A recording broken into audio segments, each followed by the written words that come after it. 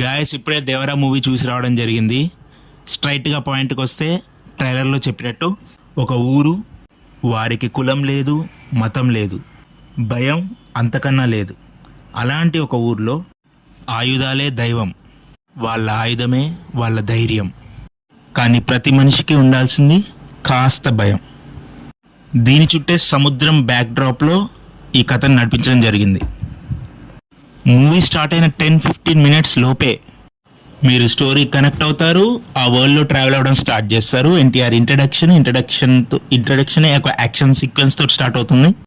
First 30 minutes చాలా బ్రిలియంట్గా తీసుకెళ్లారు. దాని తర్వాత ఊర్లోని క్యారెక్టర్స్ని ఎక్స్ప్లోర్ చేయడం స్టార్ట్ చేశారు. మెల్లమెల్లగా డ్రామా అనేది బిల్డ్ అవుతూ ఆయుధ పూజ సీక్వెన్స్ అనేది స్టార్ట్ అవుతుంది. ఇట్స్ లైక్ ఒక సాంగ్, ఒక సీన్, ఒక fight.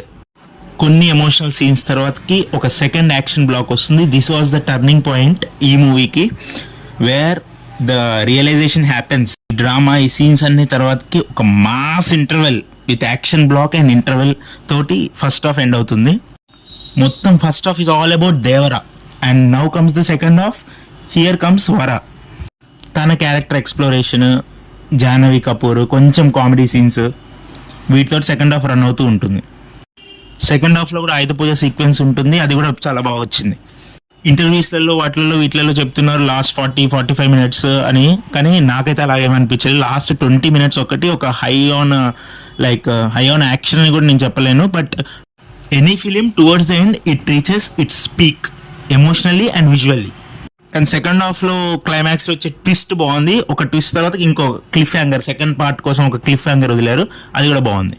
For me it was a decent film, decent hit. రాజమౌళితో చేసిన తర్వాతకి అట్టర్ ఫ్లాప్ మూవీ వస్తుంది అనే కర్స్ మాత్రం ఈ సినిమాతో డెఫినెట్గా పోతుంది. ఎందుకంటే ఎన్టీఆర్ గారు కుమ్మేశారు. ఆయన ఎక్స్ప్రెషన్స్, ఆయన యాక్షన్, దానికి తోడుగా మన కొరటాల శివ గారు రైటింగ్, ఐడియా లెవెల్లోనే మంచి కాన్సెప్ట్ తీసుకున్నారు. ఓవరాల్గా 100కి 200% న్యాయం చేసింది ఎవరంటే ఒకటి ఎన్టీఆర్, ఇంకోటి అనిరుద్ధ్. మ్యూజిక్ మాత్రం ప్రతి సీన్ ఎలివేట్ చేస్తూనే ఉన్నాడు. సినిమాలో ఎక్కడ కూడా ఒక యాక్షన్ ఊరికే అలా పెట్టాలి కాబట్టి పెట్టినట్టు అనిపించలేదు. ప్రతిది కూడా సిచ్యువేషన్ యాక్షన్ సీక్వెన్స్ వచ్చింది. ఎన్టీఆర్ గారికి ఎన్ని ఎలివేషన్స్ పడ్డాయో ఎన్టీఆర్ వెపన్స్, ఆయుధాలకు కూడా అన్ని ఎలివేషన్స్ పడ్డాయి. నెగిటివ్స్ ఏం లేవా అంటే డెఫినెట్ గా ఉన్నాయి. కొంచెం స్క్రీన్ ప్లే ఇష్యూస్ చూసుకోవాల్సింది సెకండ్ హాఫ్ లో. ఇంకా better character exploration and heroine character కూడా కొంచెం ఎక్స్ప్లోర్ చేయాల్సి ఉంది. మేబీ పార్ట్ 2 కోసం కొంచెం ఆ డ్రాగ్ చేసినట్టు అనిపించింది. ప్లీజ్ సబ్స్క్రైబ్ మణిబాబు మాటలు ఫర్ మోర్ సచ్ వీడియోస్.